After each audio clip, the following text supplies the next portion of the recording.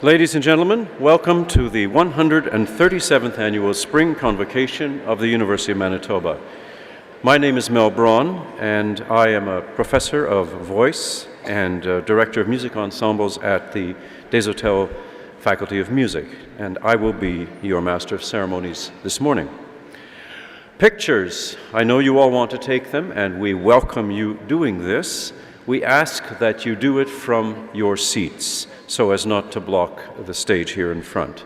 We also just remind you that cell phones need to be turned off at this moment, so we can put all the focus on your graduating students. Following the ceremony, there will be a reception.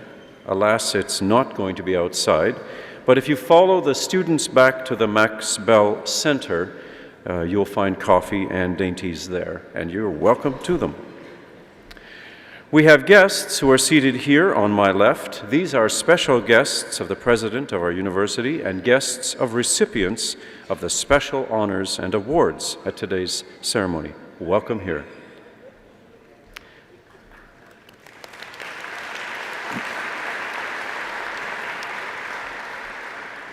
Now, ladies and gentlemen, the reason you're here, please rise for the entrance of the academic party and our graduating students.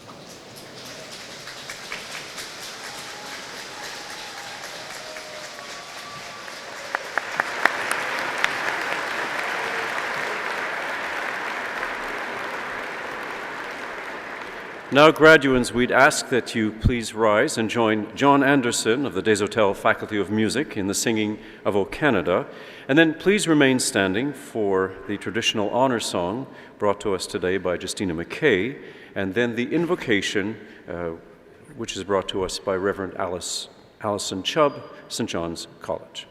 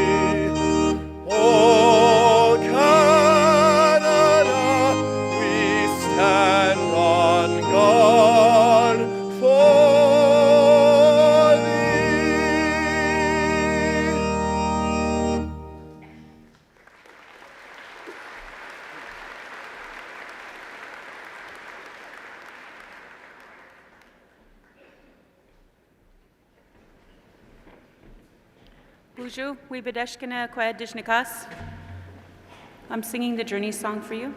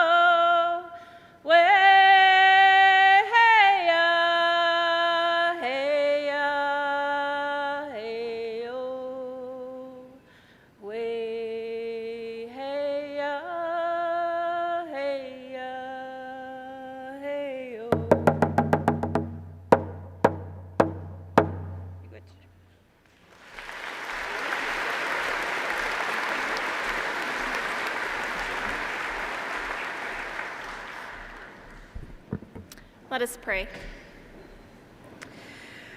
Holy One, we come before you this afternoon with hearts full of joy for the accomplishments being celebrated here today.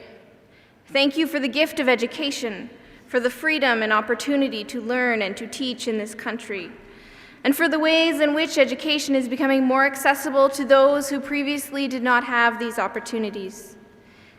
Send each of these graduates forth into your world to share their wisdom and understanding with others.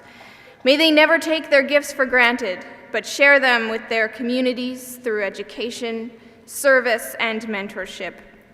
And may they always remember that they do not go forth alone on this journey, but are surrounded and supported by their communities, their mentors, and their ancestors, who will enable them to continue learning and being challenged long after they have left this place. Amen. Please be seated.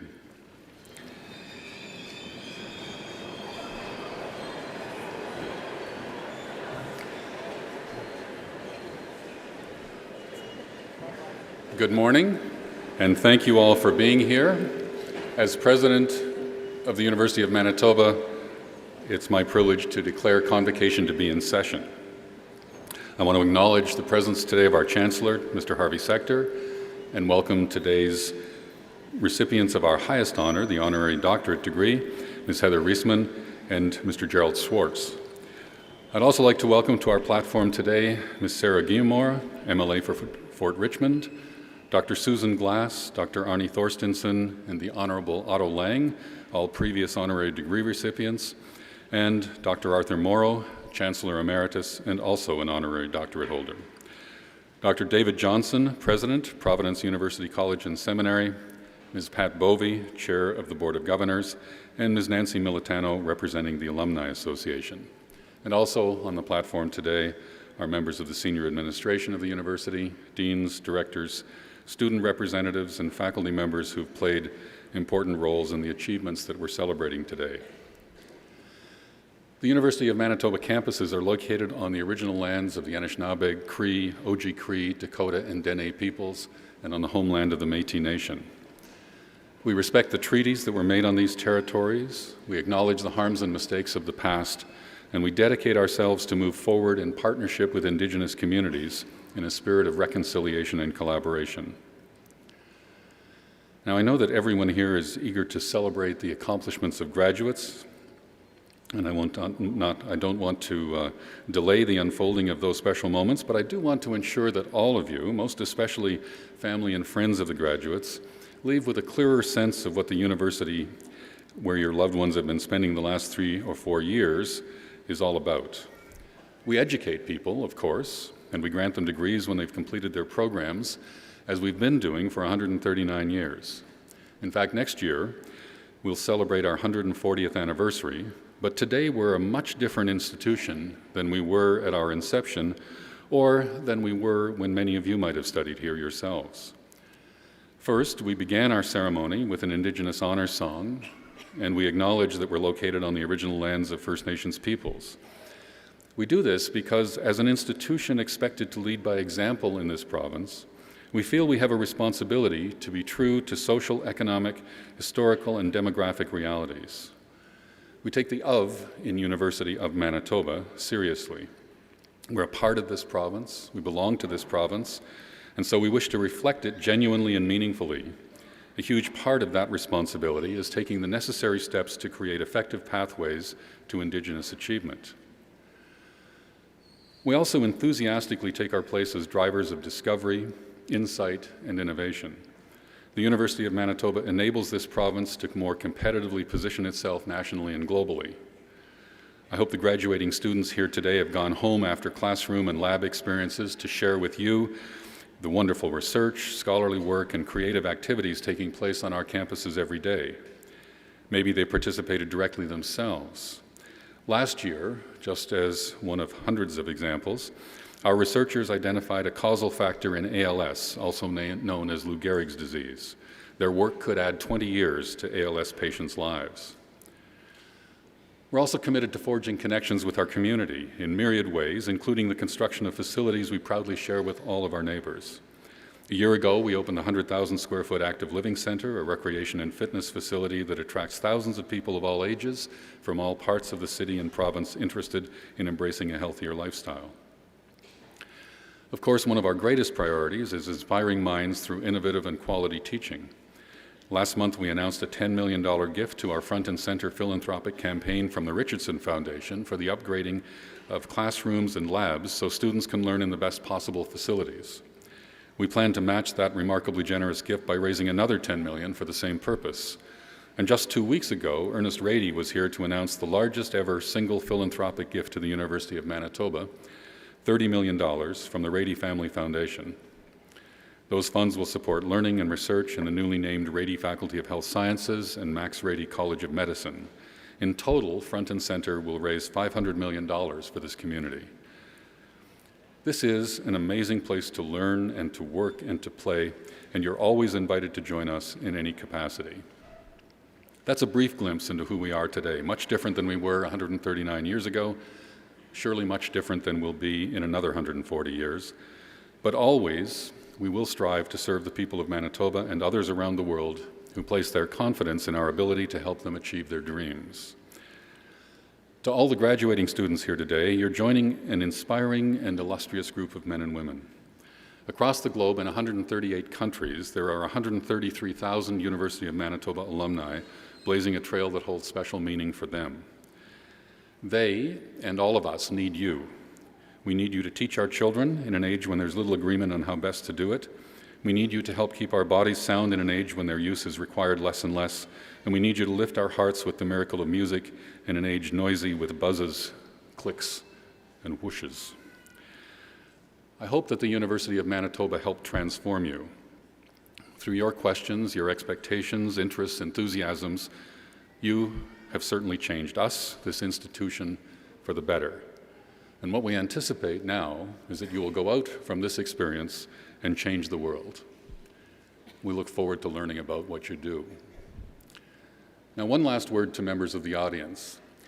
This is a ceremony. It has ceremonial and formal aspects. We wear these clothes to remind ourselves that what we're doing here today is part of a tradition that many students and many universities have been part of for many years, hundreds, perhaps thousands of years. This pattern has repeated itself. And that gives us a little bit of distance from our usual pattern of life, introduces a certain amount of formality, and that's good. But it's also a time for family.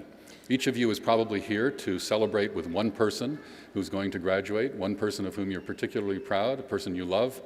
And when we get into the mechanics of the ceremony, each person will come across the stage, have their name announced, shake hands with the Chancellor, receive their certificate or degree, and have a picture taken. And that time will be very brief. So if you have something that motivates you that you would like to express, pride, love, whatever, we welcome such expressions. You can do it if it's your family tradition that applause is appropriate, we welcome that. If a little bit more noise is appropriate for you, yes, you understand. If a little bit more enthusiasm is appropriate for your family, we welcome that too. Thank you for being here.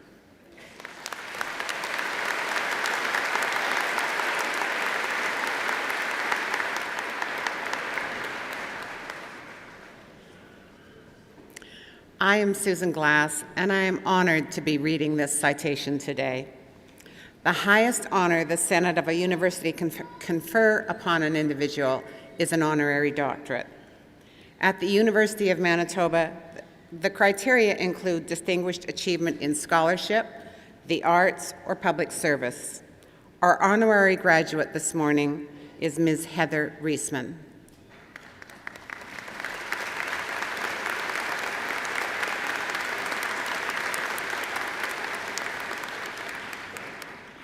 It is perhaps fitting that the first book Ms. Reisman can recall reading herself is the illustrated children's classic, The Little Engine That Could. Like the pint-sized engine that managed to pull a long train over a high mountain, the founder of Indigo Books and Music has backed hard work with optimism and a passion for her trade, turning her company into a book lover's empire with more than 200 stores across Canada, as well as one of the country's largest e-commerce platforms. In the process, she has become one of the world's most powerful businesswomen and the most influential figure in the Canadian book industry. Like many children, Ms. Reisman's first love was books. Born in Montreal in 1948, she started reading at 5. At 11, she used her allowance to join a book club, a Book of the Month club. She studied psychology at McGill, spent some time working in social work, but after her first marriage ended and needing to earn money and advance her career opportunities, she went to work for her brother Howard, founder of Time Systems, one of the earliest computer software companies. There she gained exposure to the emerging role of technology in business.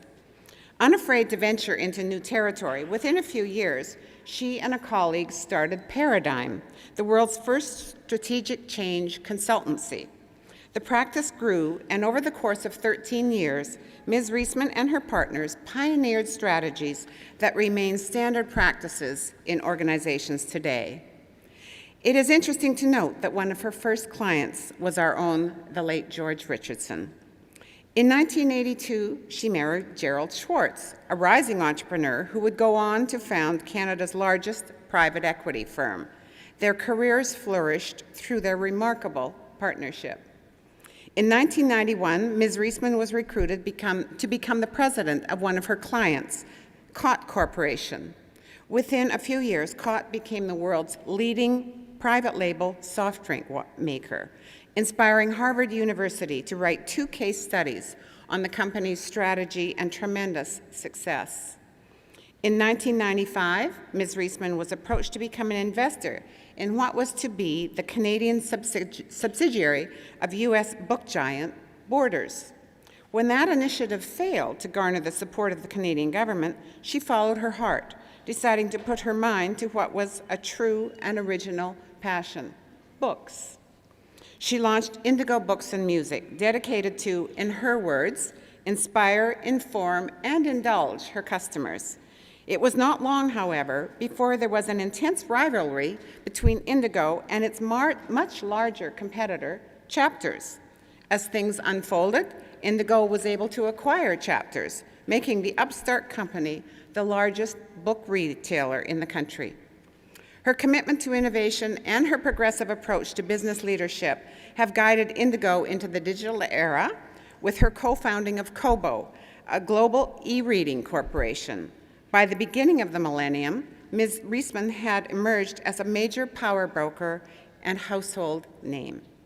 Described as a first-rate brain and with great political sense, she has over the years contributed to the political process, co-chairing the Liberal policy platform for Donald Johnson and John Turner, and then co-chairing the first of Paul Martin's national campaigns.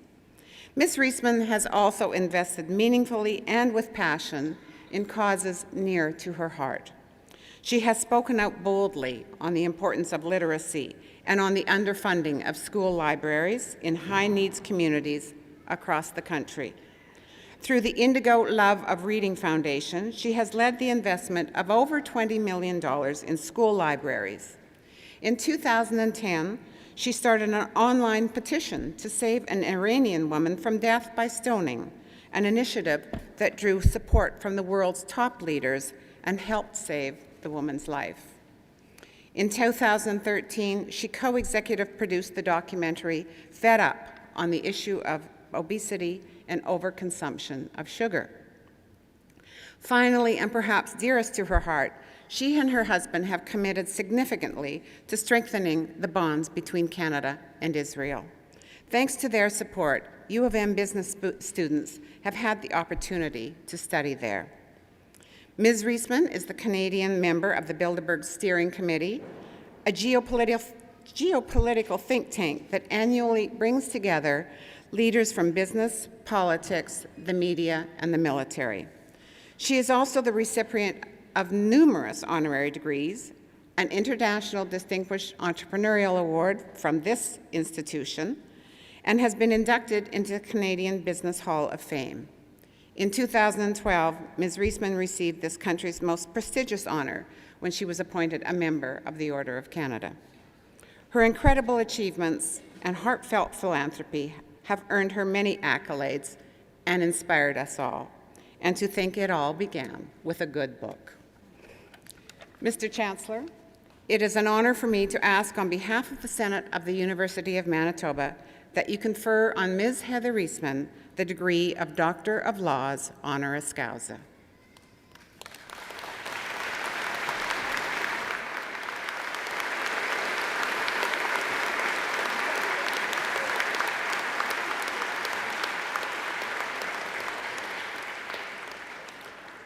By virtue of the authority vested in me as Chancellor of this university, I admit you to the degree Doctor of Laws, honoris causa, with all the rights and privileges thereto appertaining.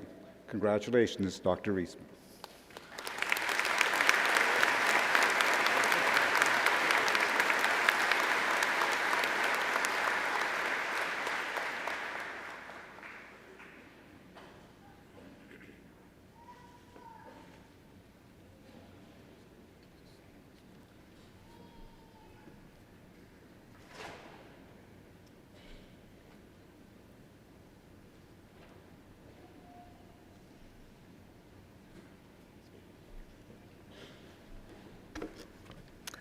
Thank you very much. I listened to that beautiful introduction, and what I realized most of all is I'm old. If you've been around long enough, you get to do lots of things. Good morning, Chancellor Sector, President Barnard, faculty, special guests, parents, and most importantly, graduating students of the class of 2016. What a special day this is for you and your families. This is a day on which to feel hugely and well-deservedly proud. Congratulations. It is a privilege to be here, and especially with Susan and Arnie, who are such dear friends. And especially so as I share this honor with my very favorite U of M alum, Jerry Schwartz. Graduation Day, a moment of celebration and a moment of transition. Today, you say goodbye to the routines of the last 4 years and the warm embrace of university life. Armed with your hard-earned and truly valuable degrees, you are set to begin your adult life journey. It is an exciting time to be sure, but transitions are, by definition, also challenging. They require that you imagine a future which does not exist and that you explore your way toward that future. A good part of the role of the commencement speaker is to provide some guidance, to share some insight based on hard-earned personal experience. Insight that might help you navigate through this period, and so to the task at hand. I very well recall being at your stage and feeling the weight of making big, life-altering decisions. But it actually turned out to be quite different. The decisions I made in my 20s, while they loomed large at the time, turned out to be more than anything else a continuation of my journey to discover what I truly cared about, what inspired me, and what really mattered. In fact, on reflection, I would easily say that my 20s would turn out to be the most important period of learning in my entire life. They were years in which, almost without realizing it, I was testing, trying, adding, leaving behind, and strengthening the foundations which I had laid during my university years. A renowned pediatrician explains in his best-selling book, Happiest Baby on the Block, that the first 3 months of a newborn baby's life are actually the 4th trimester of pregnancy. Well, I want to suggest that your 20s are actually a continuation of your intense university years, just without the classroom walls, the on-call professors, or the late-night beer parties. The next several years will be, more than anything, a time to give shape to who you really are as adults, fully and truly separate from your parents and from the cloistered structure of undergrad academic life. A time to discover what truly turns you on in work, personal relationships, passions, and lifestyle. Essentially, to uncover what you want your life to be about. Pick your courses thoughtfully, but recognize that whatever you do, whether you travel for a while or take a job, stay in Winnipeg or explore elsewhere, continue your education or commit to a startup, fall in love or leave a love, or do all of the above at different points, none of these decisions are in fact life-altering in and of themselves. Rather, each will contribute valuable knowledge, understanding, and perspective to be built upon. Commit to whatever you're doing with full energy, but know that these experiences will simply help you sort out what truly is important to you. And by the way, don't be afraid to do things which might not be considered resume building if you feel particularly drawn to a special journey. In fact, I would suggest seek these out. Like any period of exploration and intense learning, you will try things that don't work, have moments of real frustration and doubt, and you will fail or feel discouraged, at least a bit. Know this is exactly what all of us now through this period have felt. My early 20s were particularly chaotic for me. I married early and had 2 children by the time I was 24. By 25, I had to admit out loud what I had secretly known for some time, and that was that I had not chosen the right life partner. Deciding to divorce was also, in my case, a decision to take on full responsibility for supporting myself and 2 children. At the time, I had no real career training, no obvious path. In fact, when I was 25, a time that feels like centuries ago, the majority of women did not work and if they did, the options were limited. For me, none of those options struck me as particularly appealing. I needed to start figuring some things out. And the early figuring, it was not pretty. I convinced my brother, who had started a computer company, Susan noted, to give me a job and teach me what several years in engineering school had taught him about computers. With 2 kids, going back to school was not an option. He set me up learning how to program in something called Extensive Basic as a precursor, he said, to becoming a systems analyst.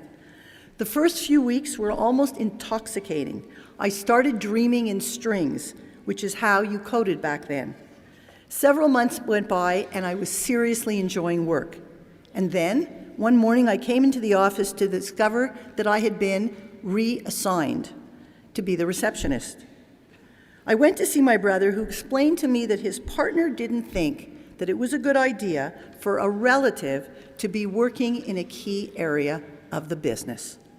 I clearly remember tears welling up in my eyes, feeling hugely let down, and then I handed back my office keys and walked out. 2 kids and no obvious means to earn a living was a bit scary. I then recall sitting in the living room of my dearest friend seeking work advice from her father, who was a highly creative and successful real estate developer. I explained somewhat tentatively that I was really interested in learning more about the emerging field of mini-computers and their relationship to business. He suggested that if I got too deeply involved in that area, it might be hard to find a guy who would really want to marry me. Very encouraging. Some help from another friend, clear and very present financial need, and my determination to work at something that I would find both stimulating and meaningful led me to a job opportunity as a junior analyst at a consulting firm. There, I was fortunate enough to be assigned to a partner who took me under his wing, and over the course of 3 years, he created what could only be called a university of one for me. A recent MIT PhD grad in the new field of organization change, he assigned me to projects with ever-increasing responsibility while hand-walking me every night through much of what he had studied. In the process, I developed a deep and abiding interest in organization strategy and change, an area which became my field of study and work for the next 20 years. My failed marriage was, in retrospect, a huge success. 2 beautiful kids, and a crystal clear understanding of what I really and truly wanted in a partner. Now, I am not suggesting by way of this that everyone should have a starter marriage, only that the deep and painful lessons I learned prepared me to make a much better, actually I would say fantastic decision the second time around. Most of all, though, during those critical years of my 20s, I became conscious of what and who was important to me. And perhaps it is this concept of conscious awareness of what really mattered to me that now strikes me as the most valuable thing I learned during those years. So to you, the outstanding class of 2016, know that you are heading into what might be the most formative period of your lives, a period that will truly be rich in every way. Today, it may be a bit harder than in my day to sort out what really is important, because the world truly is more complex. So much is coming at you all the time. The choices seem endless, and they are, and the challenge is huge, all amplified by our almost native connection to our smartphones, to news feeds, social feeds, special interest feeds, and the ever-expanding Internet of Things. But figuring out how to absorb, leverage, and integrate all of this into what will eventually be a meaningful path is exactly what your 20s are meant to be about, with all the attendant messiness and exhilarating moments. Armed with your degrees, an achievement that will be yours forever, and the valuable knowledge that you know how to learn, all you need to do is engage with heart, mind, and soul. There truly are no right or wrong turns, only experiences to help position you to be the very best person you can be, leading the most fulfilling life. And while we are on being the best you can be, this is a time to dream big and block out the dream naysayers, those who say you can't, you should not, don't, or no one will marry you. Finally, sometime in the next few weeks, after you have recovered from the inevitable partying and sleeping that is your right, sit down in a quiet spot, put your phone somewhere not within reach, and take the time to set down on paper the 4 or 5 things that you believe are of true value to you, that are essential to feeling your life is successful. Put the list somewhere safe, and every so often over the next 10 years, take it out, determine if the list still rings true, and if it needs some adjustment, and then just head in the direction laid out on paper. It is generally true in life that we get where we are heading. The only question is, are we heading where we want to get? Thank you, all of you, and congratulations again.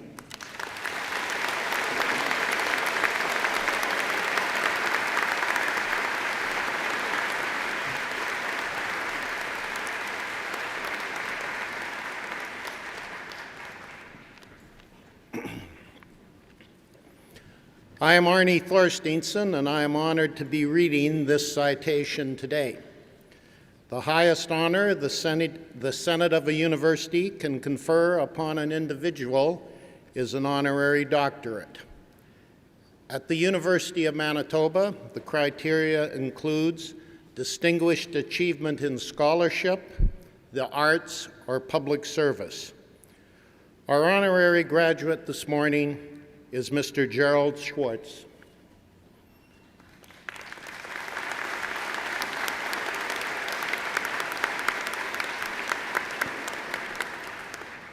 Mr. Schwartz has been dreaming big since he was small.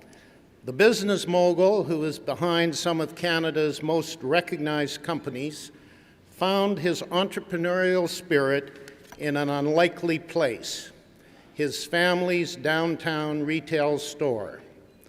Growing up in Winnipeg in the 1950s, he worked weekends in the shop that sold everything from auto parts and appliances to farm machinery and frozen food. His father, Andrew Schwartz, a pharmacy graduate and an astute entrepreneur, talked to him about business every day. Young Gerald loved having customers and closing a sale about as much as he loved old cars. A budding entrepreneur, at only 15, he took apart and reassembled a 1938 Plymouth, racing it down the back lanes of his River Heights neighborhood.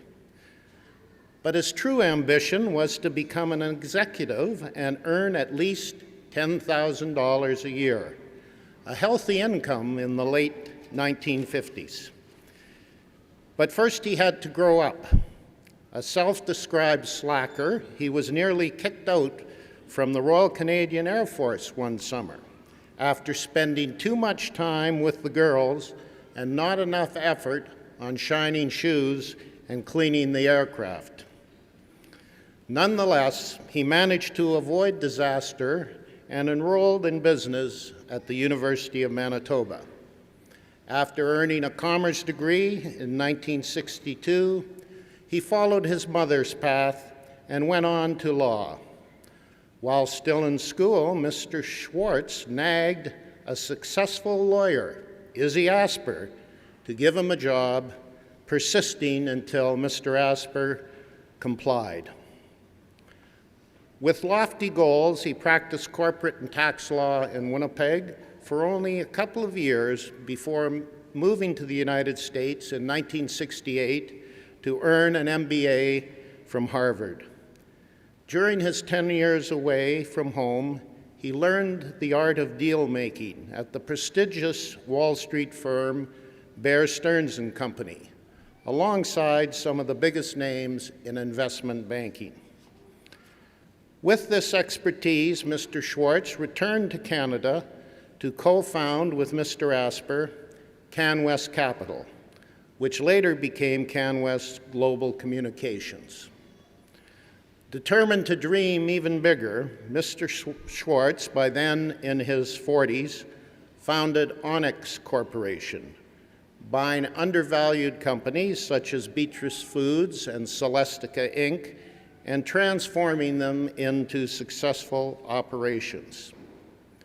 As a colleague and a close friend, I can tell you it is Mr. Schwartz's prodigious skill and leadership that has made Onyx one of the most respected private equity firms in the world. He has been called Canada's most creative capitalist, growing Onyx into a firm with more than 146,000 employees worldwide and $24 billion in global revenue. The same intellect and ambition that drives Mr. Schwartz to succeed in business moves him to pursue other interests, whether it's restoring houses, building a modern art collection, or triumphing on the tennis court. He is a fun grandpa who hosts fancy parties and performs cool magic tricks as the great Schwartzini. He is also a pragmatist with a keen sense of public service. Mr. Schwartz is recognized as this country's single largest financial supporter of Jewish charities and advocacy groups in Canada and Israel. He and his equally talented wife, Heather Eastman, have given business students at the University of Manitoba and other Canadian universities the opportunity to travel and study in Israel each year. Mr. Schwartz commands tremendous respect for his loyalty to a range of communities and causes. Together with his wife, he has donated millions towards health, literacy, politics, and human rights. An officer of the Order of Canada, who holds many other well-deserved honors, including an International Distinguished Entrepreneur Award from this university, Mr. Schwartz is one of this country's finest gentlemen. The University of Manitoba is proud to celebrate, once again, Mr. Schwartz's lifelong achievements as an innovator and visionary. Mr. Chancellor, it is an honor for me to ask, on behalf of the Senate of the University of Manitoba, that you confer on Mr. Gerald Schwartz the degree of Doctor of Laws honoris causa.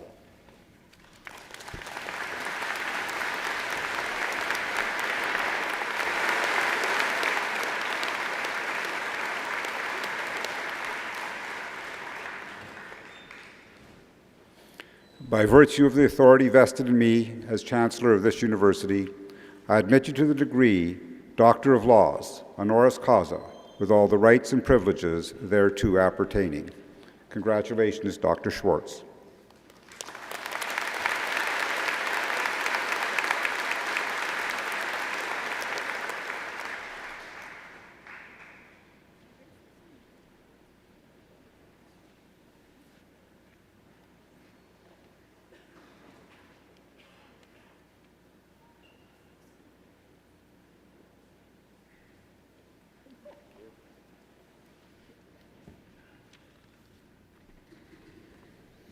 Well, I've really learned something that I knew before.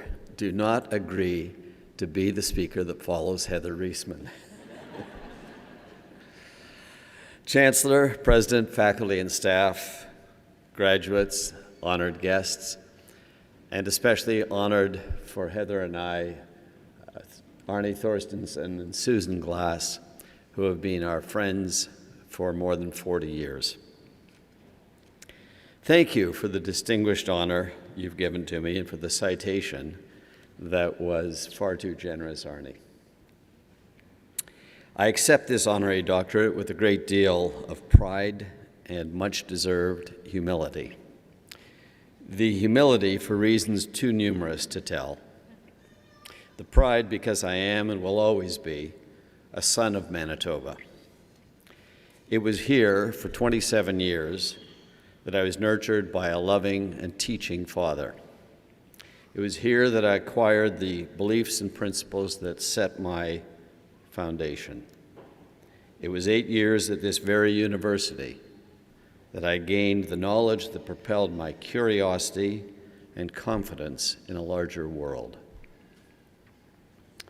The University of Manitoba has a very special place in my heart, and so today's honor has extraordinary meaning for me. Thank you for that. As I thought about speaking to you today, I wondered how I might, in the short time allotted, convey advice about lessons learned in a lifetime. This dilemma reminded me of the one facing a friend of the great George Bernard Shaw. He supposedly asked Shaw, how could he possibly be expected to tell what he knew on his subject in just 20 minutes? Shaw replied, speak slowly. I see concern in this audience. Let me relieve your fears. I have not been allotted 20 minutes. In the few minutes that I do have, I'd like to tell you a couple of stories. I hope that they will in turn convey lessons worthy of your consideration. The first story illustrates that a successful career doesn't have to follow a straight line, that you can afford to make choices that turn out to be serious mistakes, and then time still lets you correct the trajectory you want. A classmate of mine at business school always knew he was there as a stepping stone to a career on Wall Street. He took all the right courses and before April graduation had job offers from a number of the leading Wall Street firms. But a month earlier, he agreed to go to work for a Florida land sales company. Why? Because he was offered options on a fast-rising stock that he thought would make him $10 million. And then later, he'd still get to Wall Street. By that September, he didn't like the way the company's land purchasers were being treated. He had little respect for his colleagues, and the so valued stock price was falling instead of rising. He quit before the year was over and started calling the Wall Street firms that had wanted him just 6 months earlier. Those doors were closed. They had filled all the positions open for that year. By now, you've probably figured out that this sad sack was me. The wrong career choice cost me time and was painful. I didn't co-found Onyx until I was 35 and wasn't able to start Onyx. I didn't co-found CanWest until I was 35 and wasn't able to start Onyx until I was 43. Still, all in all, Florida was just a detour. So please remember this. A successful career does not need to follow a straight line. You can afford to try things that turn out to be mistakes. Life is a long journey with plenty of time. My second story illustrates the best advice I can give to you graduates. Identify something that you love to do and find a way to work in that field. You will be more likely to achieve your financial goals and will be thrilled to go into work every day. 3 years ago, my nephew, who lived in Washington, D.C., came to see me about some career advice. He was a great kid growing up, one of those first in and last out to every situation. He graduated college and went to work at 22 for the Washington Post on the night shift that produced the newspaper. 2 years later, he was promoted to the day shift, producing the paper. Fast forward, and at 33, when he came to see me, he was the second most senior employee at the Post. But he told me that he wasn't fulfilled. He felt empty about his work, and besides that, the prospects for traditional media weren't very encouraging. I asked him to tell me what he truly loved, what he was passionate about. He said, there's nothing I'm really just passionate about, except baseball. And I said, get a job or try to buy something in baseball. A company that makes baseball mitts, a company that makes baseball bats. Buy a team. He kind of liked that idea. And he said he couldn't swing buying a team. They were big prices. I replied, how about a minor league team? And I literally could see the lights turn on in his eyes as it was eureka, buy a minor league baseball team. Fast forward again, he bought the Akron, Ohio AA minor league team, cut his salary to 20% of what he was making at the Post. He moved to Akron and worked around the clock. I was getting emails from him at 2 in the morning. His team has gone from last in league attendance to the top of the league. And last year, he bought his second team, the Jacksonville Suns. He is the happiest person at work that I may have ever known. I could tell you other personal stories and life lessons, but instead of that, let me just leave you with this thought. I am truly envious of you. The world ahead is changing fast and for the better. Technology is changing everything. It's as though you were new graduates at the time of the Industrial Revolution. The wind will be at your back. Enjoy all that you've already accomplished and participate fearlessly and with passion in your futures. Thank you for this honor.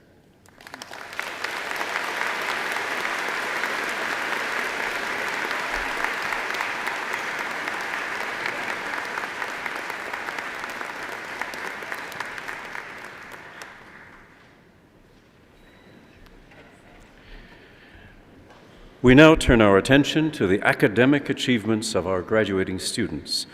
Before proceeding with the conferral of degrees, we'd like to recognize 2 students who achieved the highest standing of their class and are winners of the University Gold Medal.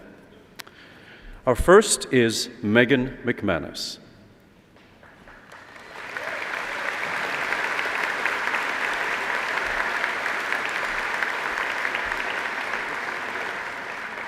Megan McManus is the recipient of the University Gold Medal in Education for outstanding achievement in the faculty. She's a graduate of Glenlawn Collegiate in Winnipeg, received a Bachelor of Arts in English and History from the University of Manitoba. Throughout her studies, Megan was involved in many extracurricular activities, including serving on student council, as a leader for the Can You program, coaching junior high volleyball and teaching rugby to children. In her role as Vice Stick Internal with the Education Student Council, Megan organized all the professional development sessions for teacher candidates in the faculty, including a faculty-wide professional development day. Today, Megan graduates with a Bachelor of Education degree.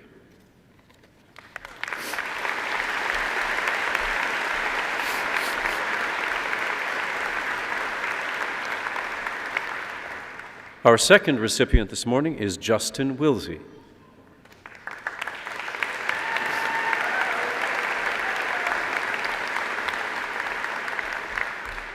Justin Wilsey is the recipient of the University Gold Medal in Kinesiology and Recreation Management, awarded for outstanding achievement in his faculty. Justin moved to Winnipeg from Langley, BC for his grade 12 year and graduated from Emmanuel Christian School in 2000. After a year and a half at the U of M, Justin went to work in the construction industry. He returned to his studies in 2013. Justin credits his wife and his 1-year-old son for providing the push he needed to persevere through his first degree. He will continue his education in the Masters of Physiotherapy program. Justin graduates today with a Bachelor of Physical Education degree.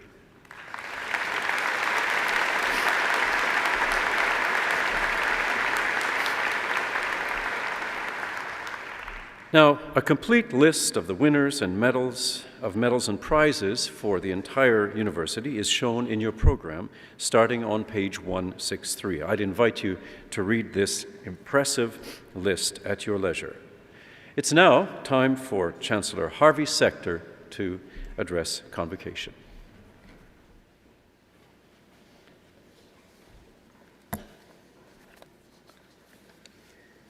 Thank you, Mr. Braun. It's one of the special privileges accorded to the Chancellor to have the opportunity to participate in convocations. It's an honor to be here today with you, the graduates, your family and friends, in celebrating the completion of your current programs. Sincere congratulations to both Dr. Reisman and Dr. Schwartz on receiving their honorary degrees, as well as to all the students who are being recognized with awards and prizes for their individual accomplishments. It's most unusual to present two honorary degree recipients at a single session of convocation. Today's recipients are two unusual people. Although they do make an extraordinary couple, it's important to remember that each is recognized for his or her own remarkable and singular achievements and contributions to our communities. We heard that the university has a rich history dating back to 1877, and over the past 139 years, it has developed an enviable reputation because of the many contributions that our faculty, alumni, and others connected with the institution have made and continue to make to the cultural, social, and economic well-being of the people of Manitoba, Canada, and increasingly around the world. Over the past several years, we have advertised and promoted the idea that from here you can go anywhere. Dr. Schwartz is evidence that that is no idle boast. He is recognized not only for his remarkable success, but also for his contributions to improving the lives of people around the world. While Dr. Reisman reminds us that it's possible to succeed even without a degree from the University of Manitoba, we are now proud to welcome her into our extended family. Our goal is that honorary degrees should recognize people who, even if not graduates of this university, represent the values and leadership that are part of the University of Manitoba heritage. Dr. Reisman, throughout her career and community engagement, as we've heard, reflects those kinds of leadership and commitments to excellence that we so dearly value. David Matthews of the Kettering Foundation once said, "Democracies need something more than written constitutions, free elections, and representative governments. They also depend on a strong public life, a rich depository of social capital, a sense of community, and a healthy civil society." He went on to say that this relationship is reciprocal because while only a democracy can support a civil society, only a civil society will sustain a democracy. Over the last many years, I've become convinced that it's the contributions each of us make voluntarily that can best ensure the continued development of our country as a civil society and protect our democratic way of life. Drs. Reisman and Schwartz are prime examples of the kind of difference that each of us can make in building community through personal commitments to our careers and professions, but also to volunteerism and philanthropy. It's often been said that on graduation we leave not only with a diploma, but with the reputation of our alma mater. Like you, I am the beneficiary of a legacy left to us by alumni and the leadership provided by many outstanding members of our current faculty and staff, as well as those who've come before us.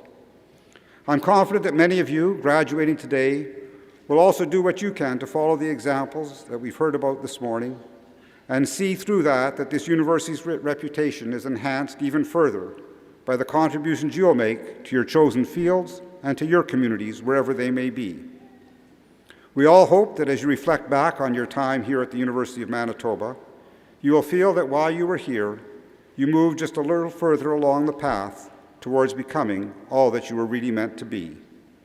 Congratulations, Best wishes for professional careers and personal lives that are both filled with success, satisfaction, and much happiness. Congratulations to you all.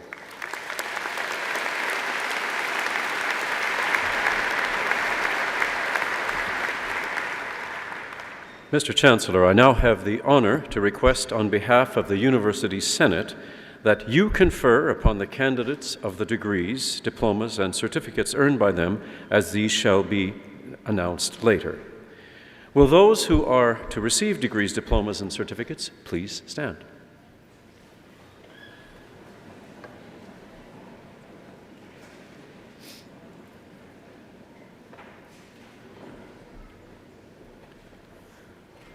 By virtue of the authority vested in me as Chancellor of this university, I admit you to the degrees to which you are entitled, with all of the rights and privileges thereto appertaining.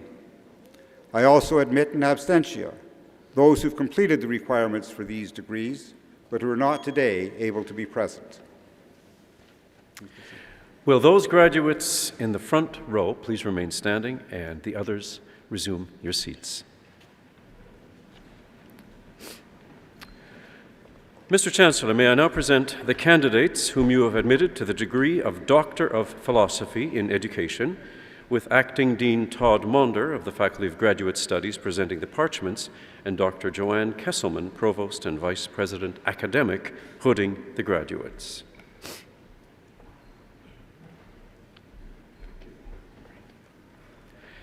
Nadine Bartlett.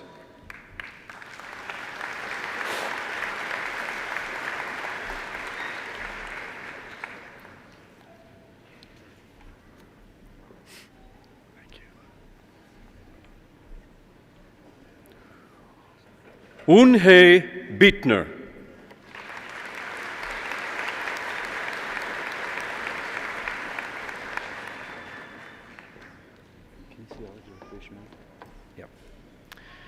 And now, Mr. Chancellor, on to the degrees. The candidates whom you have admitted to the degree of Master of Arts with majors in Kinesiology and Recreation Management, with Dean Douglas Brown of the Faculty of Kinesiology and Recreation Management hooding the graduates.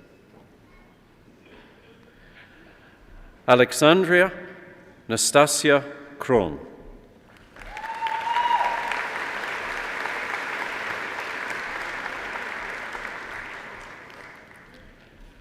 Sharon Lee Penfound.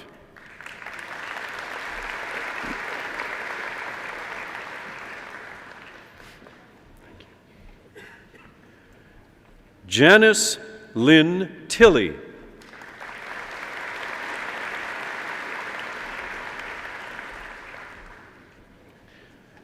Christopher Robert Hornby.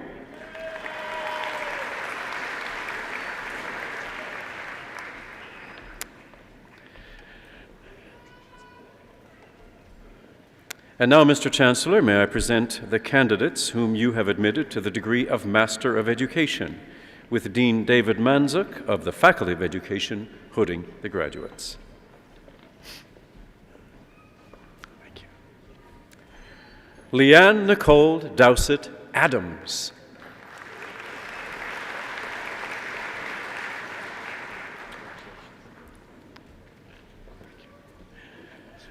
Vishal Arora.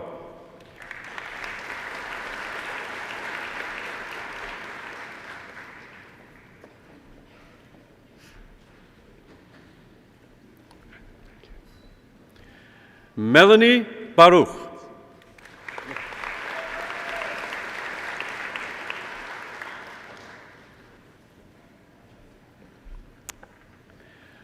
Melissa Marie Baer.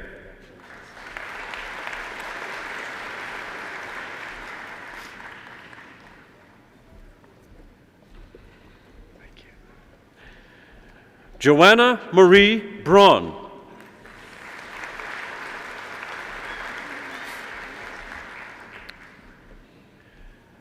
Timothy Robert Breen.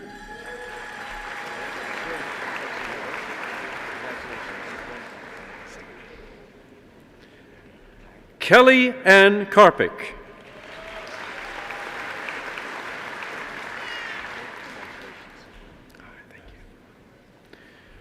Jennifer Margaret Diggle.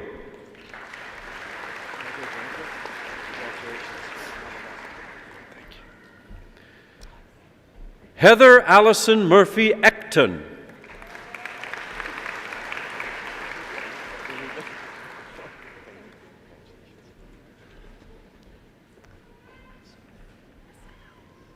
Tanis Elaine Esquivel.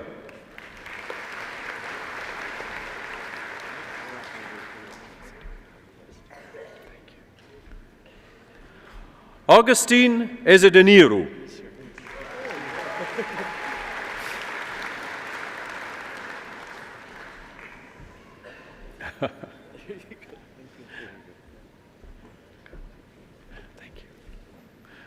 Ruolan Gang.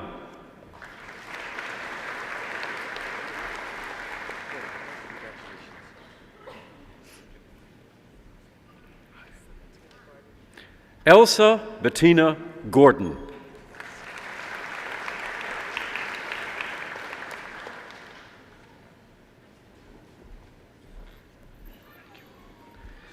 Ali Dennis Hassan.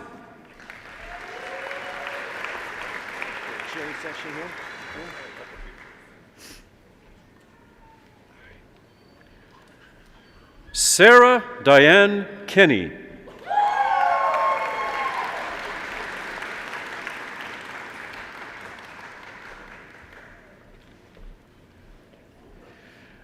Carmel Patricia Kozak.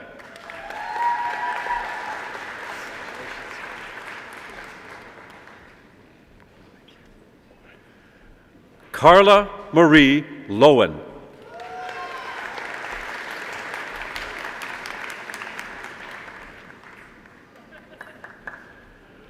Dudnoth Manuj Naurang.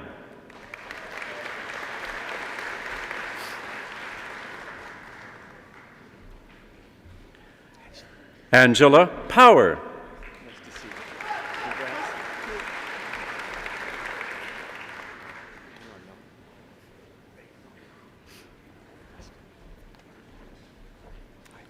Corey Dennis Rupenthal.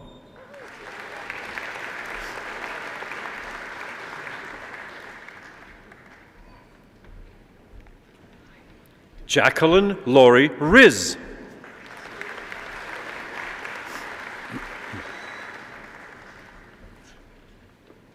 John Colin Steele.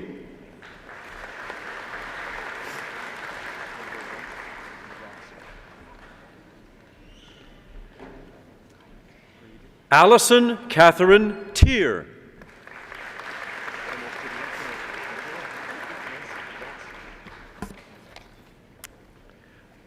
Laura Jean Zimmerman. How are you doing? It's nice to see you.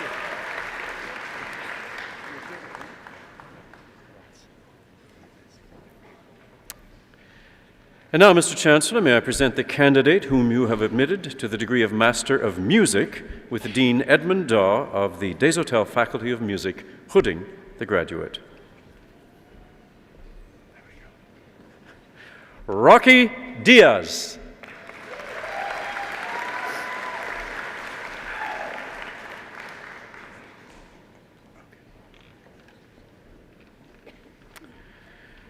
Now, Mr. Chancellor, we move on to the candidates whom you have admitted to the degree of Bachelor of Education. With Dean David Manzuk of the Faculty of Education presenting the parchments. The U of M Gold Medal winner in Education and in the Early Years stream, Megan Sarah McManus.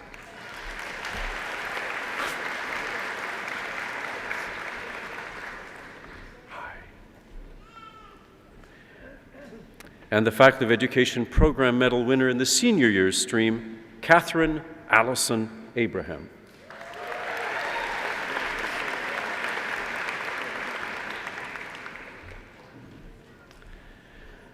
Samantha Ray Joan Thorstensen Adamson.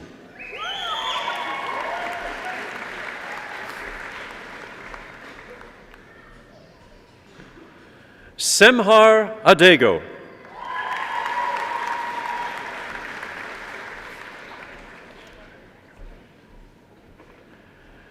Gabriel Reese Alves.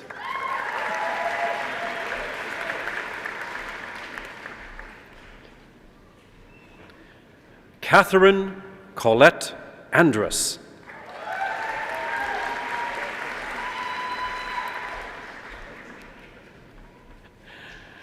Errol Grajera Arcega.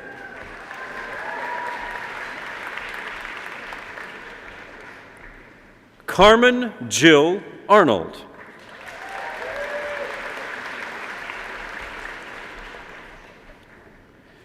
Miranda April Esanabi.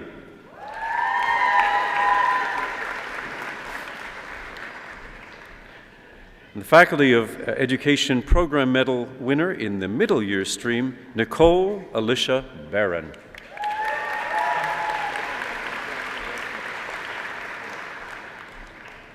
Caitlin Louise Belton.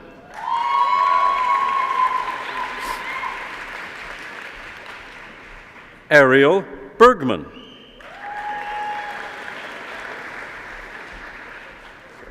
Good. Jason Otto Betker.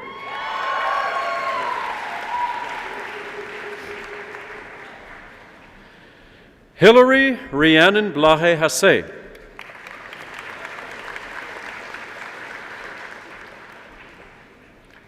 Kimberly Darlene Borstlap.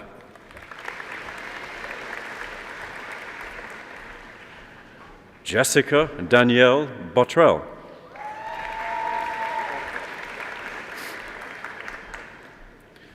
Michelle Roseanne Boulet.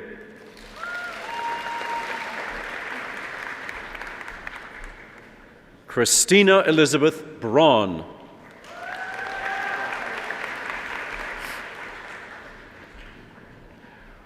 Randy Lynn Brooks.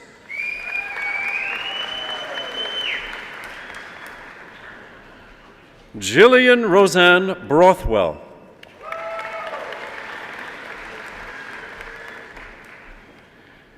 Erin Teresa Brunnen.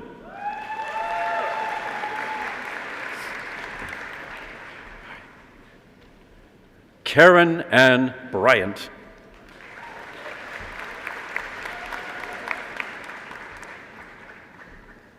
Thank you. Autumn Ray Bush.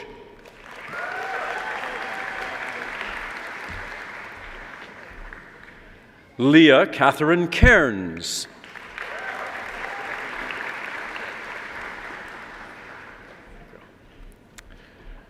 Kelsey Jean Chiswell.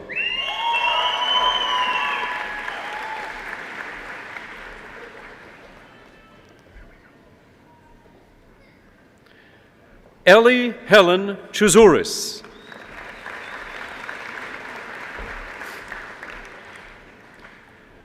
Anita Maria Coho.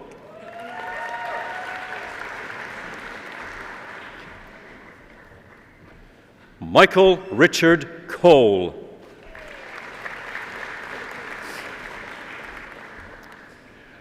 Robin May Comrie.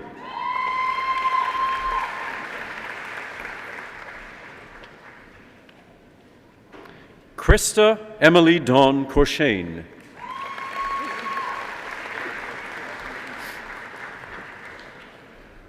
Robin Lindsay Krang.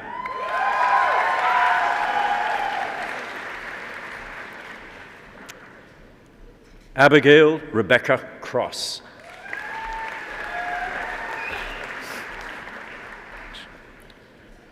Justin Damon.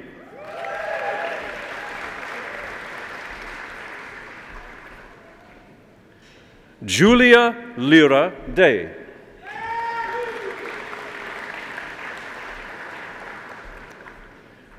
Melissa Dawn Elizabeth DeBroni.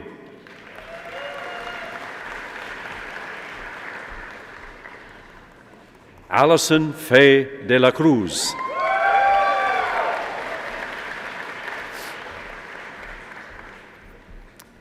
Cindy Eileen Despins.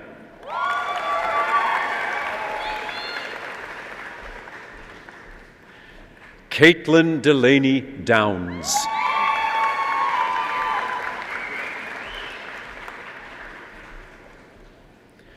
Chelsea Ann Dukowicz.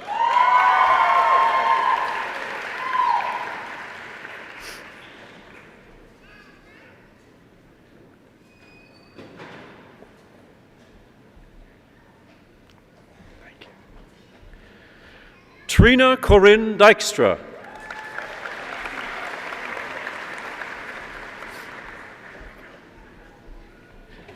Danica Mar Epp.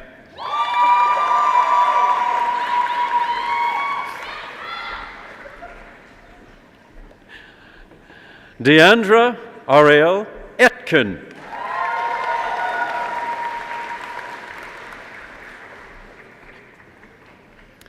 Alexandra Kaylin Everson.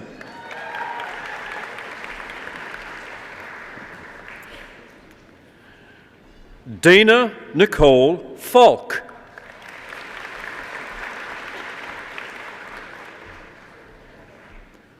Jordan Fernandez.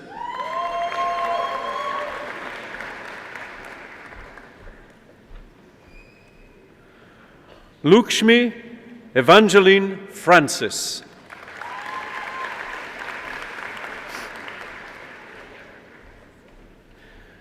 Daniel Chester Fraser.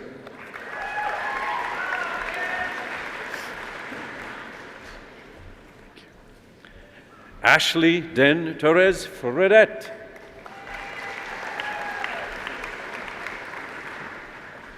Ryan James Friesen.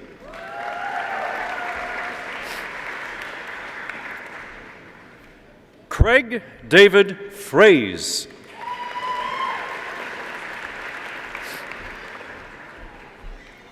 Stephanie Rebecca Funk.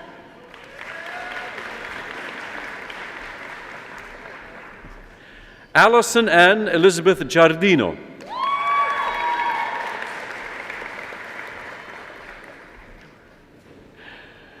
Katharina Giesbrecht.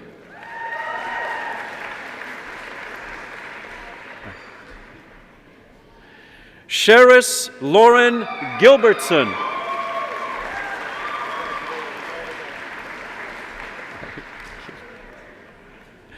Juliana Angelina Grande.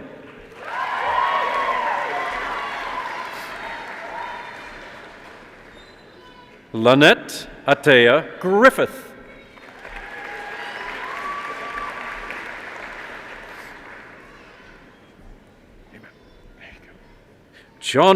Jonathan Anthony Gurniak.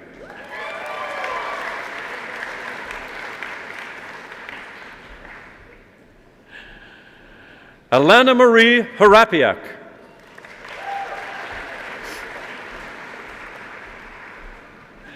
Scott Nicholas Hardman.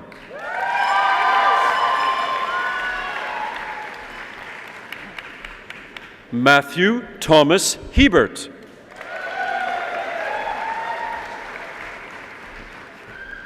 Lucas David Hildebrand.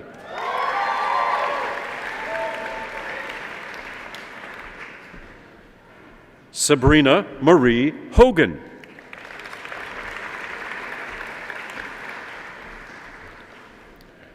Winnie Wynn.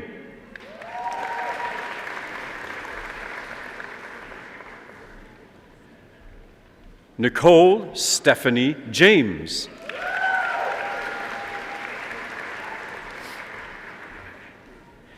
Eden Alexandra Jameson.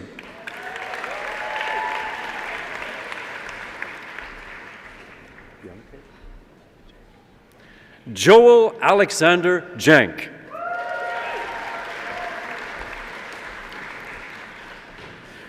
Connor William Joseph.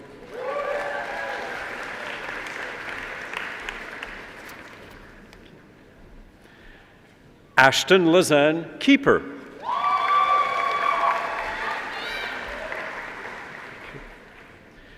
Brittany Rebecca Kozawan.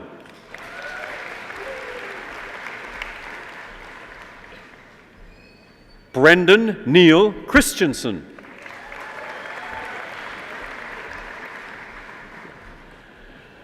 Tara Michelle Lajamodière.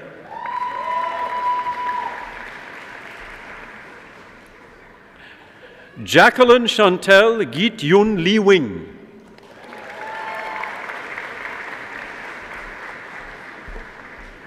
Laura Margaret Lillies.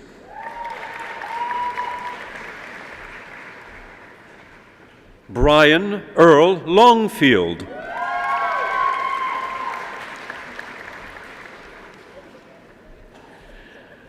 Diane Faye Shinlue.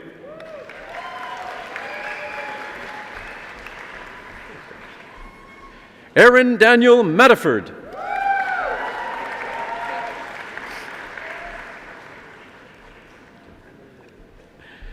Mandy Jolene Marchand.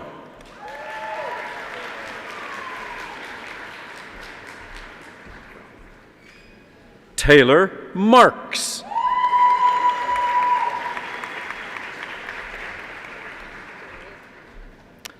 Jeremy Marquez.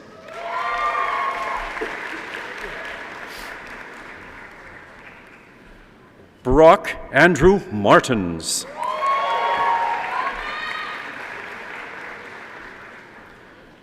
Carolyn Rose Roberta Maslanka.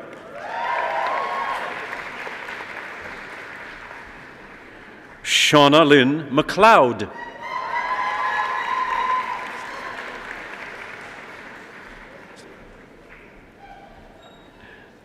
Stephanie Adi Roxanne McMaster.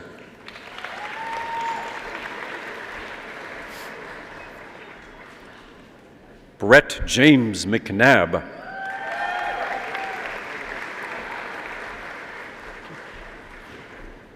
James Christopher McPherson.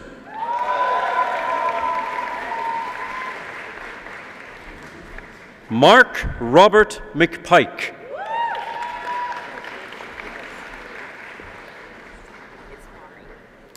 Mari Lee Miller.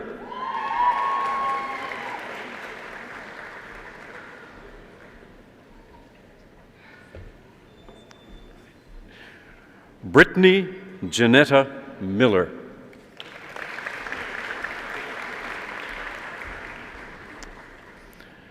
Melanie Moeller.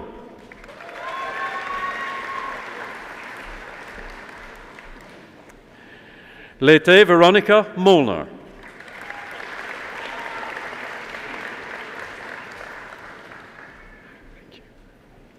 Jacqueline Elizabeth Moran.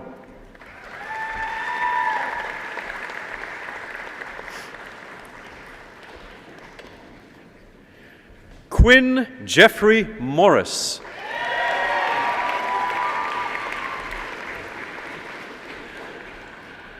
Jessica Olivia Miskew.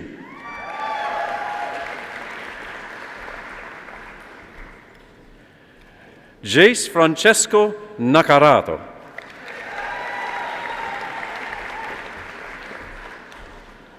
Chelsea Needham.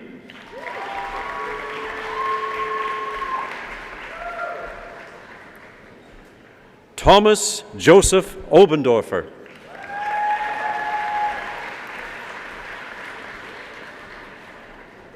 Dion Palumbo.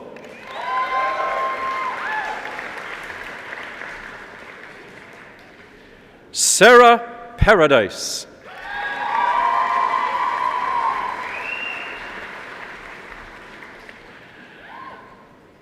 Desiree Leticia Penner.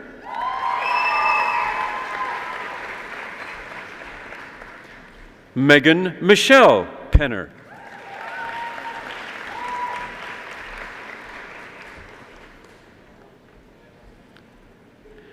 Anasia Persowicz.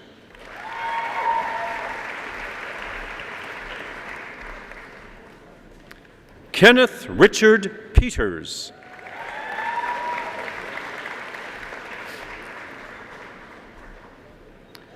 Scott Calder Plantjoy.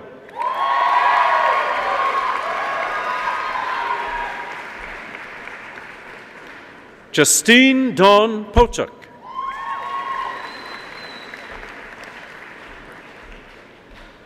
Breeden Reed Popel.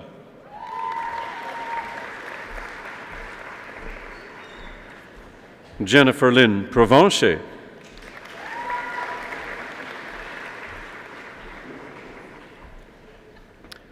Alexis Adine Prachitko.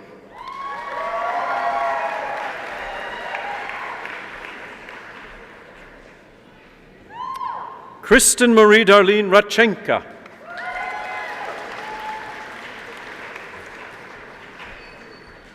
Stephanie Cecile Rain.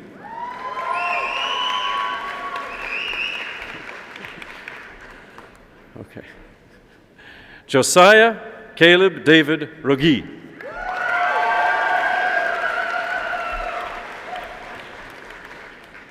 Veronica Marie Rondeau.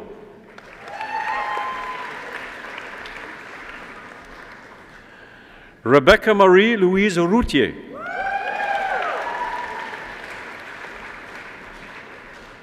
Bradley Michael Ryant.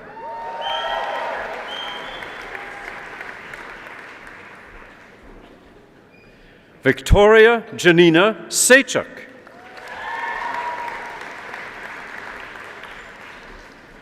Andrea Dawn Saranchuk.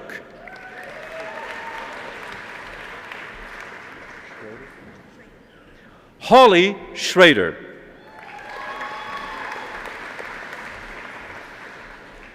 Lauren Nicole Schwab.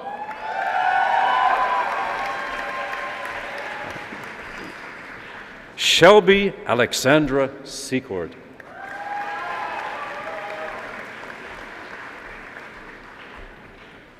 Stacy Nicole Siemens.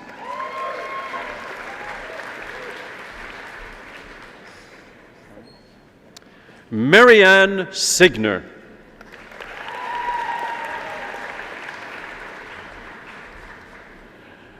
Kathy Marie Silva.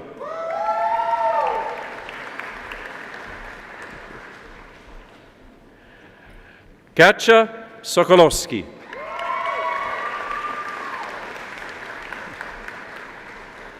Jessica Jean Sorensen.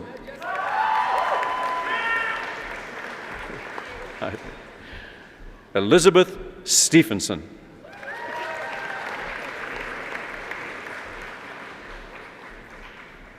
Nathan Jonathan Stetsky.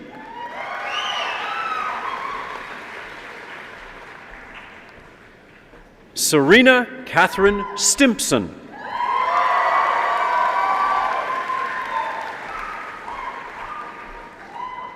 Brianna Taylor Street.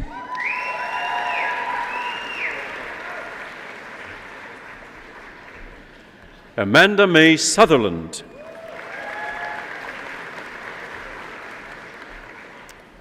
Jillian Elizabeth Sutherland. Garrett Andrew Swar.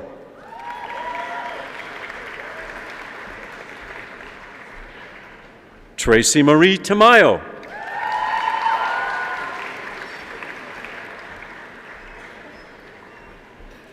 Shira Danielle Tenenhouse.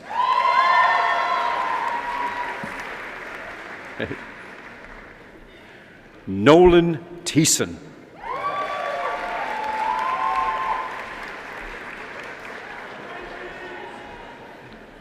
Sean Tomei.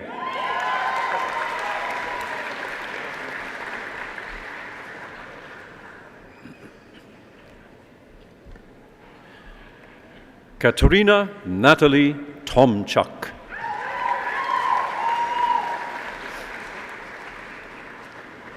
Joanna Faith Torrey.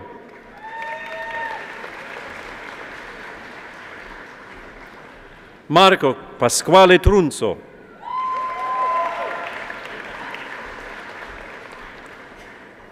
Heather Michelle Tucker.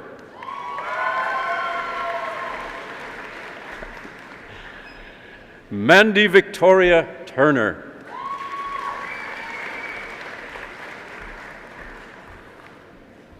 Brittany Lee Euskew.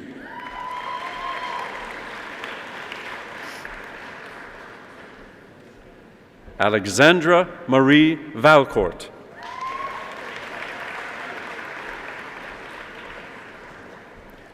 Megan Jean Vandale.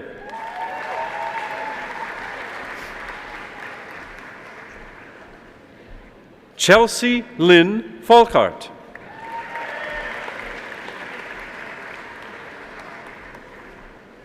Samantha Bernice Wall.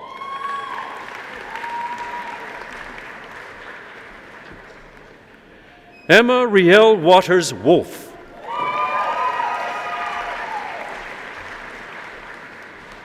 Stephanie Marie Webster.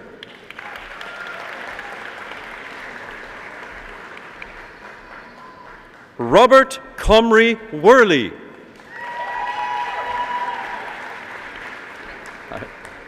Vanessa Alexis Maureen Westman.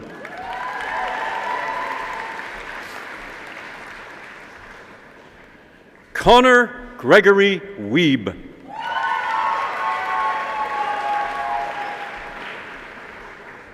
Jenna Elizabeth Weeb.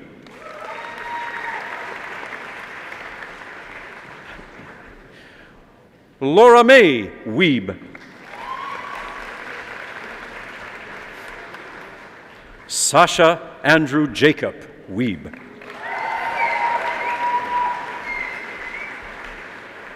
Alana Colleen Wilson.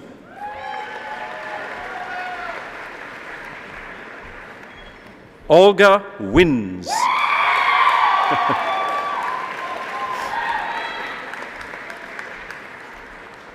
J.C. May Witt.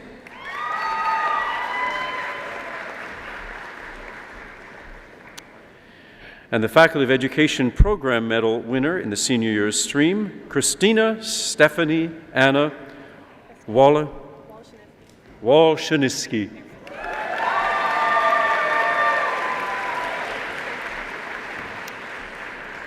Cheryl Cassandra Wood.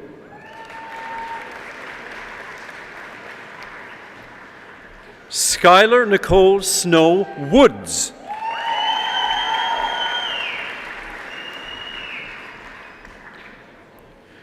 Murray Leon Young.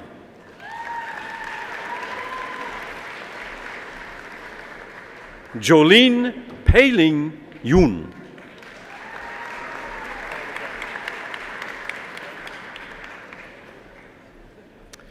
And now, Mr. Chancellor, on to the candidates whom you have presented or admitted to the post-baccalaureate diploma in education.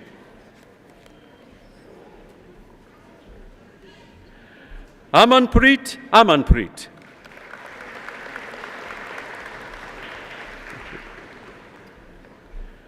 Paramveer Kaur Dandiwal.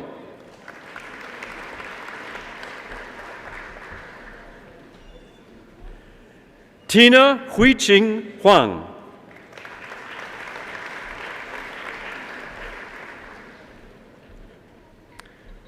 Suzanne Dawn Kwiatkowski.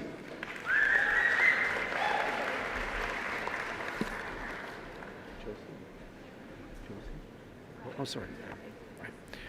Brandy Amanda Brennan McKay.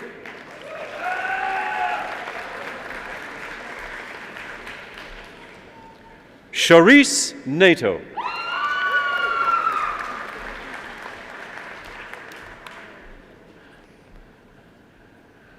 Andrea Helen Olmsted.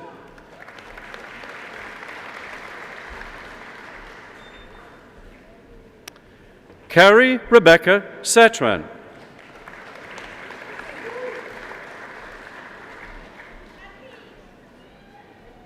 Catherine Marta Zahariuk.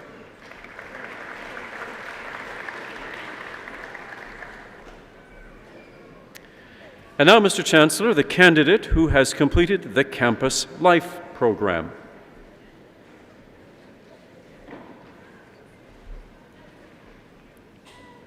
Thank you so much. Jennifer Elizabeth Janet Bettner.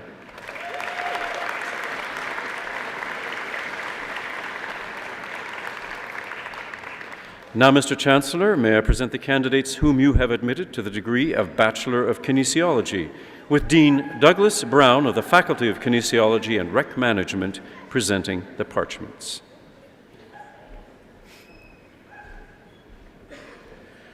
Christopher GeorgeEgyar.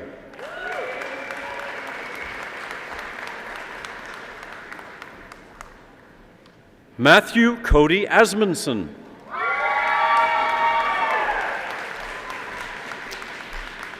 Kristen Leanne Atkinson.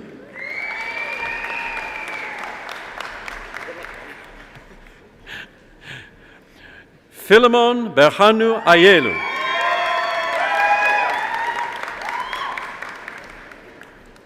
Ryan Matthew Bobachuk.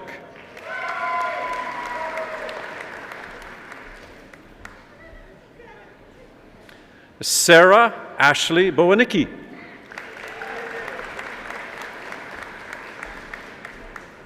Emily Karen Booth.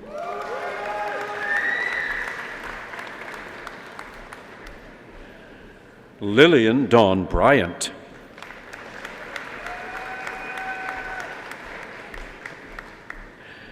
Tiffany Suli Chung.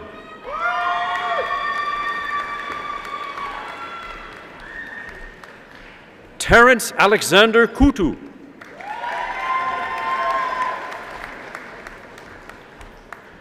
Sir Jordan Cruz.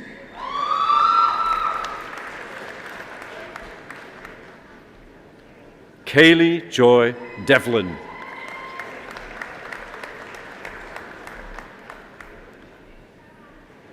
Anna Dewick.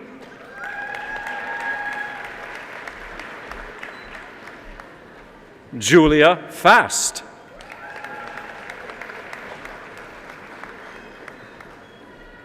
Tanya Charisse Fair.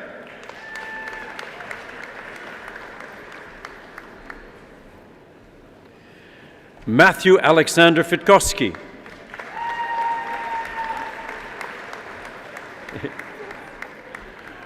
How old? 9 months. Michael Patrick French.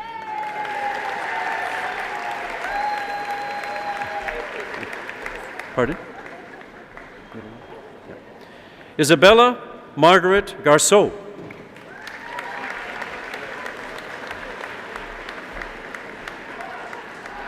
Olivia Hector.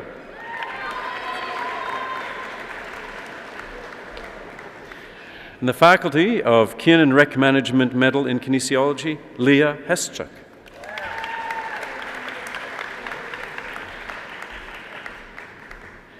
Aaron Marie Gale Jones.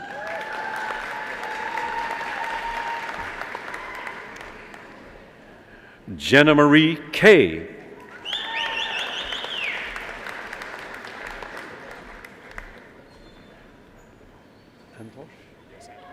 Antosh Christian Kiloch.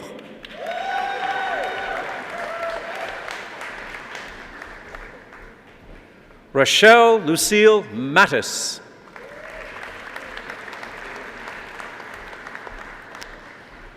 Brianna Lynn Mazinki.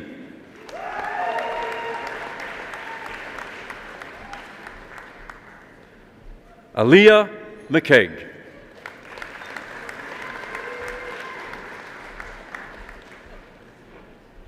Derek Cole McLennan.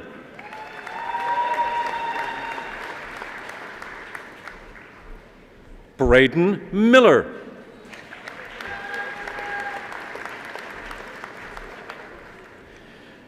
Kimberly Bernadette Moores.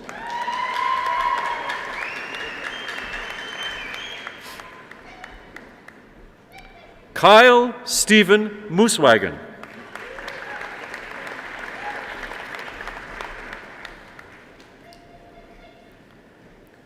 Aliza Grace Onyo.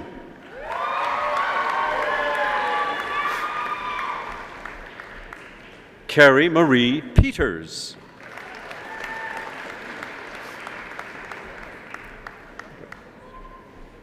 Carlene Ray Peters.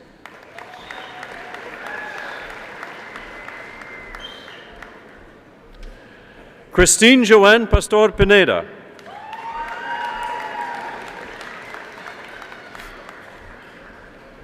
Ashley Megan Pouteau.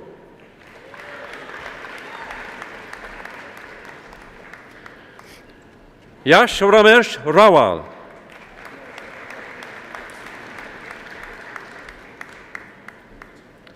Darnell Retomolta.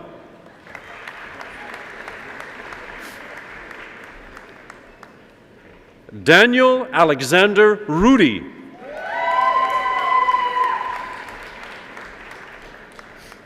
Renee Chantal Marie Sass.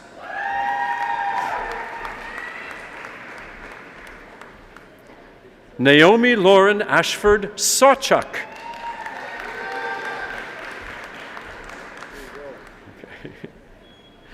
Coleman Leslie Scheller.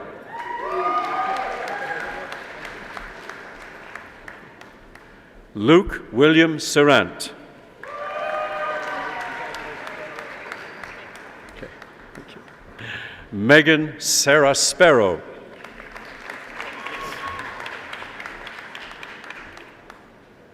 Jasmine Alina Stromberg.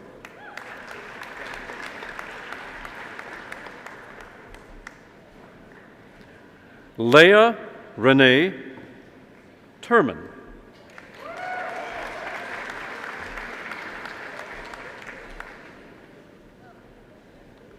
Bradley John Robert Tutt.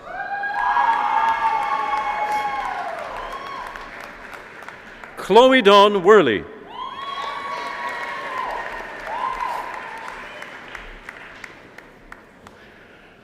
Larissa Wheeler.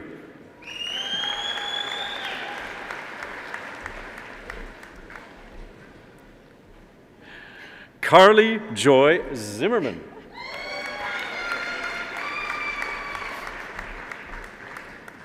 Jamie Lauren Zimmerman.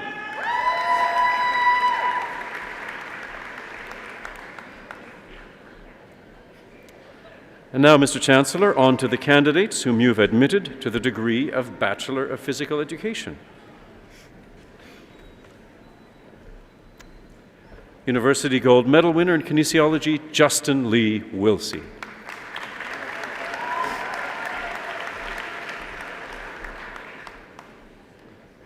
Christian Marcel Bouchard.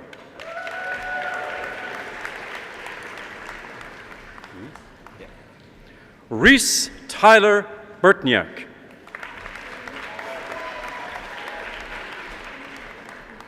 Ashley Carey Erickson.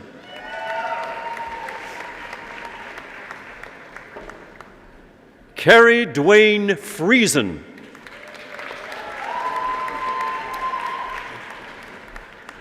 Melanie Rose Friesen.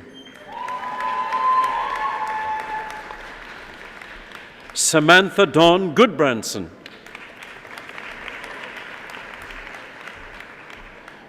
Emma Beth Laferriere.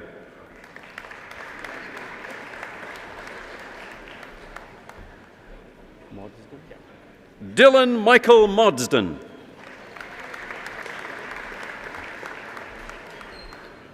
Mitchell Brady Nellison. Clinton Ryan Howard Neufeld.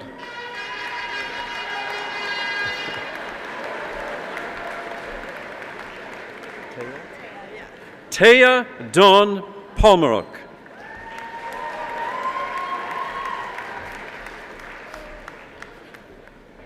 Rebecca Michelle Potter.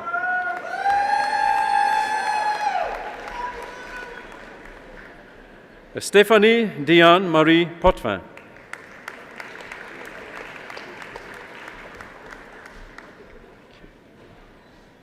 Carlene Allison Piziak.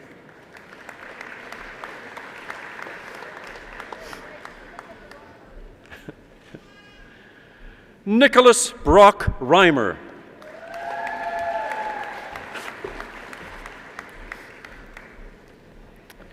Nicholas William Scromida.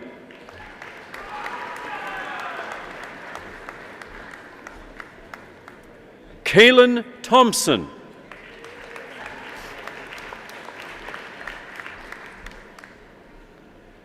Karen Che.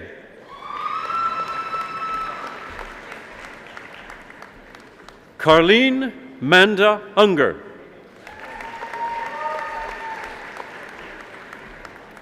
Dylan Von Dolen. Bryce Watson.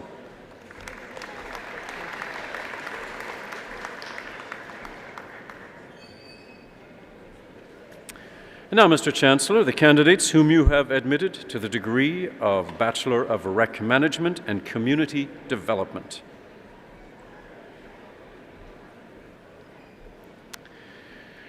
The Faculty of Kinesiology and Rec Management Medal in Rec Management and Community Development, Michael Akins.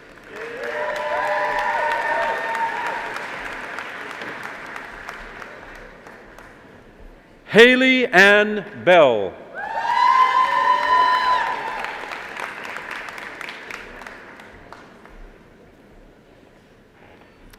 Christopher Kalitis.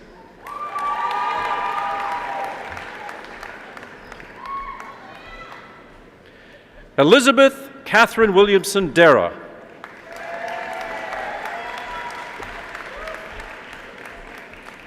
Anastasia Dinga.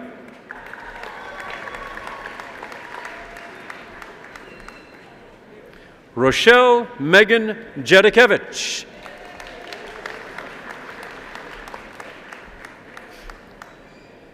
Karen Marie Ferris.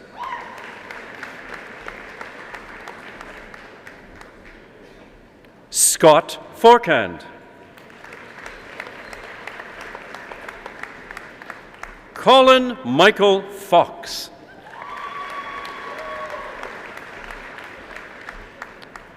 Brady James Kurt Hines. Alexis Quinn Johnston.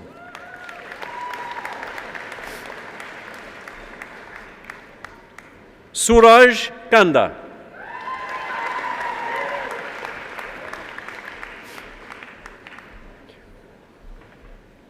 Jennifer Kloss.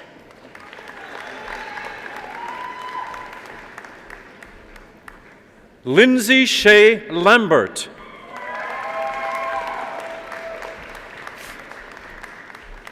Melissa Larter.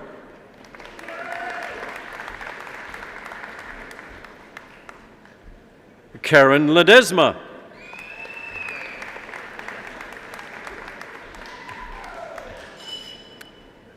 Megan Catherine Moore.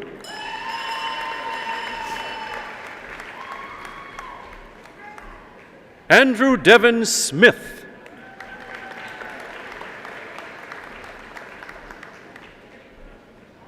Graham Stevens.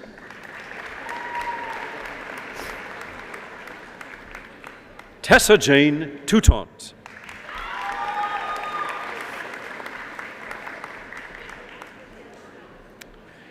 And now, Mr. Chancellor, the candidates whom you have admitted to the degree of Bachelor of Jazz Studies, with Dean Edmund Daw of the Desautels Faculty of Music presenting the parchments.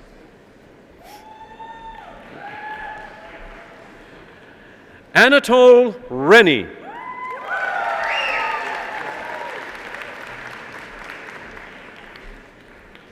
Malcolm Henry Summers.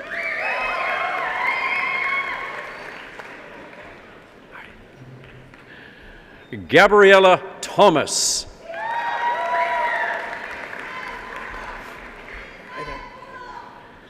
Lindsay Marina Woolgar.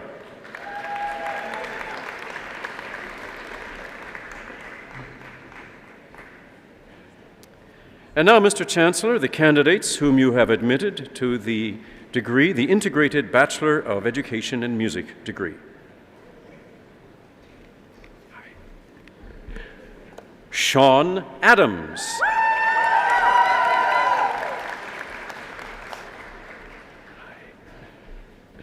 Jacqueline Lucille Braun.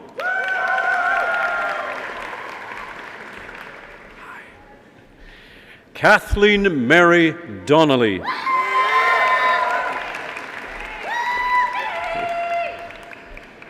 Jake Julius Enns.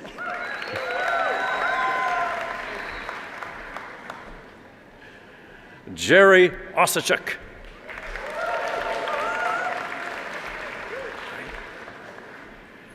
Monica Jane Osachuk.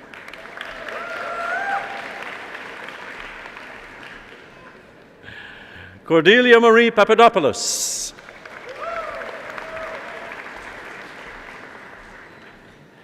The Faculty of Music, Integrated Music Education Medal winner, Noah Adam Slusky.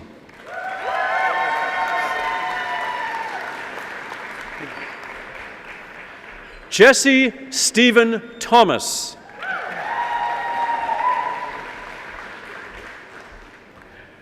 Curtis Robert Weens.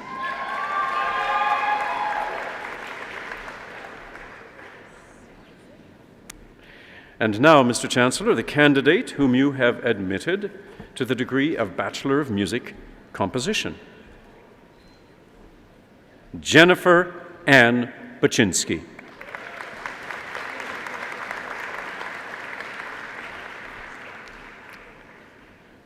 Now, Mr. Chancellor, the candidate whom you have admitted to the degree of Bachelor of Music in History.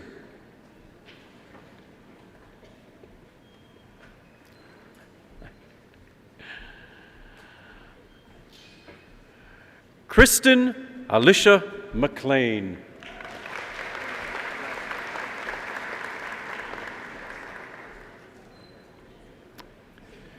Now, Mr. Chancellor, the candidates whom you have admitted to the degrees of Bachelor of Music in Performance. Laura Dirun Bjornson.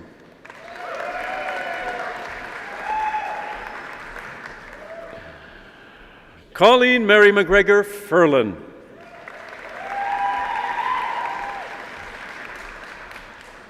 Daniel Alistair Lehman.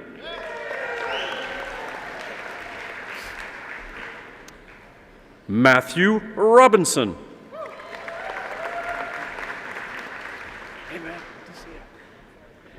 Daniel Thielman.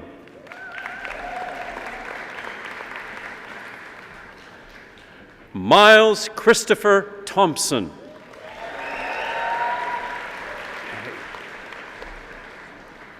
Jacob Joseph Usholt.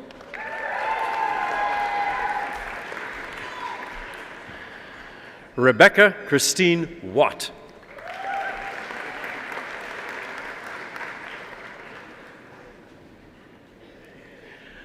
Now, Mr. Chancellor, the candidates whom you have admitted to the degree of Bachelor of Music. Melina Sherry May Aiello.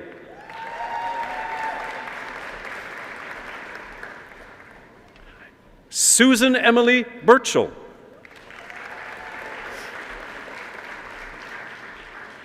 Jordan Davis Funk.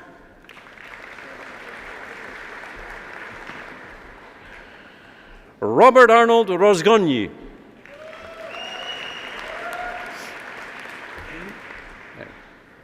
And finally, Nicole Marie Stonick.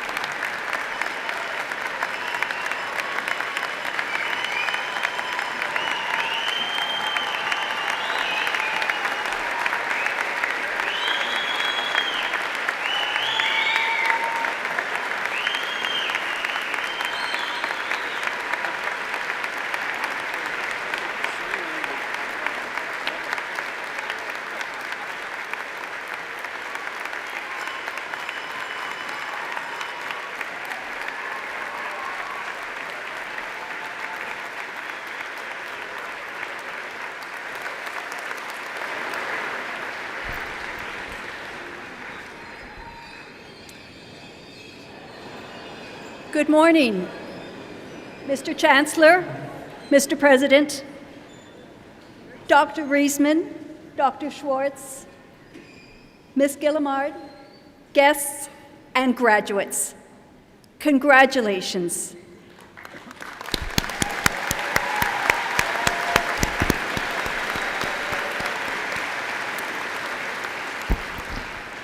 As you set out to leave your unique imprint on life, I hope each of you finds inspiration from the alumni who have studied here before you. If you aspire to be a celebrated musician or an effective educator, look no further than alumna and rising opera star Adriana Churchman, and distinguished alumnus Wayne Davies, a principal who inspired his students to become community leaders. From my own experience as an alumnus, having sat in the spot you occupy today, I can tell you that this network of more than 133,000 graduates in 138 countries is here for you. I encourage you to stay connected to the University of Manitoba alumni community. Throughout my involvement with the Alumni Association, I have met graduates who have extended their hand as a mentor, advisor, coach, and friend to fellow alumni like you. We recognize that the influence of this university is epitomized by the accomplishments of our alumni. It is our privilege to stand proudly behind you and to celebrate your outstanding achievements and the contributions you will make to the world. Thank you, congratulations, now go take your place. Thank you.